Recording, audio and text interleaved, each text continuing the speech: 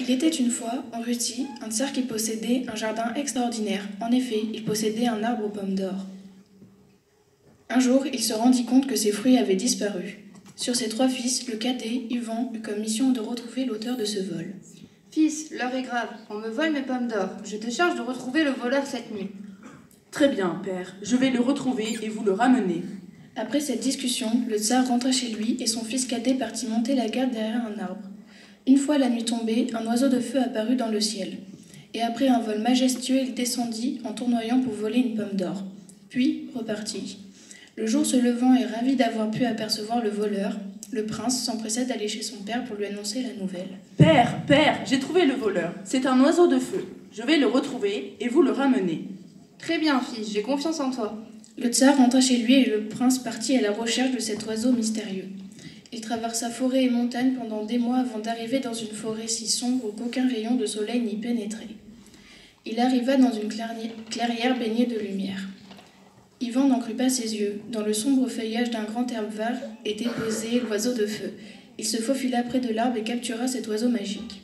Pitié, prince Ivan, relâchez-moi. Non, je vais te ramener et on te coupera la tête comme on le fait à tous les voleurs. Je ne volerai plus, je te le promets. Ivan regarda l'oiseau et fut ému par tant de beauté et de détresse. Tu as raison, bel oiseau, je te rends ta liberté. L'oiseau prit son envol mais ne s'enfuit pas. Il se posa sur une branche de l'arbre. Tu es un jeune homme bon, et pour te remercier, je vais te faire un cadeau. L'oiseau se déploya et arracha délicatement une plume de son magnifique plumage et la donna à Ivan. Tu vois cette plume, elle est magique. Secoue-la quand tu es en danger et je viendrai à ton secours. À peine fini, l'oiseau repartit dans la forêt. Ivan resta seul tenant cette plume magique. Prêt à repartir au royaume, il entendit des voix de jeunes filles. Il réussit à s'approcher et vit une jeune princesse aux cheveux d'or. Ivan sentit son cœur battre plus fort, et d'autres princesses apparurent. Ivan ne put s'empêcher d'aller leur parler. Bonjour, n'ayez pas peur, je suis le prince Ivan. Et vous ? Je suis Vassilicia, et voici mes sœurs. Mais je t'en supplie, prince Ivan, pars, tu viens de pénétrer sur les terres de l'horrible sorcier Katchei. Il te tuera si tu ne t'en vas pas. Non, je n'ai pas peur, princesse. Je te libérerai. Ivan voulut prendre la main de la princesse, mais à ce moment-là, les sœurs disparurent. Soudain, il aperçut un chemin qu'il n'avait pas remarqué avant. Il s'engagea sur ce chemin et de nouveau, le ciel s'assombrit. Il continua à avancer dans cette sombre forêt. Au bout de ce chemin, il vit un château au loin.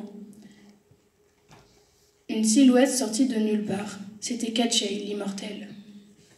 En pénétrant sur mes terres, tu as voulu me défier. Tu vas le payer. Après ces paroles, Katchei approcha d'Ivan. Ce dernier crut sa dernière heure arriver, quand soudain, il se rappela de la promesse de l'oiseau. Il sortit la plume magique et l'agita de toutes ses forces vers le ciel. À ce moment même, un éclair de feu apparut. C'était l'oiseau de feu. Il commença à danser et à tournoyer autour de Katchei. Katchei était hypnotisé. L'oiseau cessa la danse et se posa près d'Ivan. Vite, Ivan, on a peu de temps. Je vais te révéler le secret de Katchei. Il a séparé son corps et son âme. Tu vois l'arbre là-bas, il y a un œuf, et dans cet œuf, il y a son âme. Si tu détruis cet œuf, tu détruiras Katchei à jamais.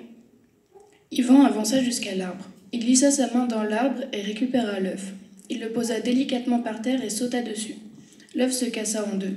Le château de Katchei et lui-même disparurent et laissèrent place à une magnifique plaine bordée de buissons. Vassilicia apparut dans la prairie. Vassilicia se jeta dans les bras d'Ivan, et l'on raconte qu'il n'y eut jamais de plus beau mariage dans le royaume que celui de Vassilicia et Ivan.